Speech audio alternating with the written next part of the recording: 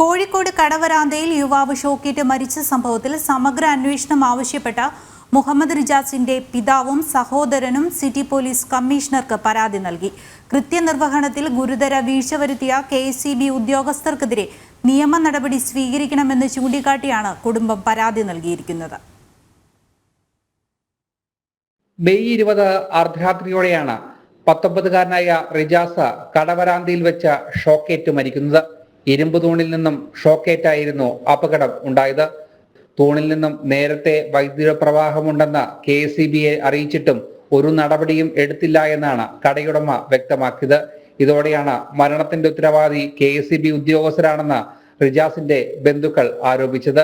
Case അട്ടിമറിക്കാനുള്ള ശ്രമങ്ങൾ നടക്കുന്നുവെന്നാരോപിച്ചാണ് റിജാസിന്റെ പിതാവും സഹോദരനും കോഴിക്കോട് സിറ്റി പോലീസ് കമ്മീഷണറെ നേരിട്ട് കണ്ട് പരാതി നൽകിയത്. സംഭവത്തിൽ നിഷ്പക്ഷമായ അന്വേഷണം നടത്തണമെന്ന് റിജാസിന്റെ പിതാവ് ആവശ്യപ്പെട്ടു. എനിക്ക് അത്താണിയാവേണ്ട, എനിക്ക് തണലാവേണ്ട എൻ്റെ മകനാണ് എനിക്ക് നഷ്ടപ്പെട്ടിട്ടുള്ളത്.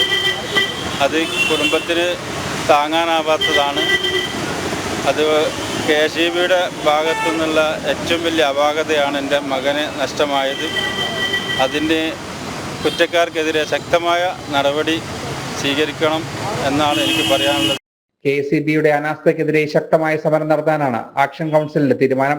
മെഡിക്കൽ കോളേജ് പോലീസ് തയ്യാറാക്കിയിട്ടുള്ള FIR അത് ഒരു സ്വാഭാവികമായ മരണത്തിൻ്റെത് മാത്രമാണ്. അപ്പോൾ ഞങ്ങൾ കമ്മീഷണറെ കണ്ട് ഇവർക്ക് നീതി ലഭിക്കാൻ ഉറപ്പാക്കുന്ന രീതിയിൽ കുറ്റക്കാരെ അറസ്റ്റ് ചെയ്യുന്നത് ഉൾപ്പെടെയുള്ള നടപടികൾ സ്വീകരിക്കണം.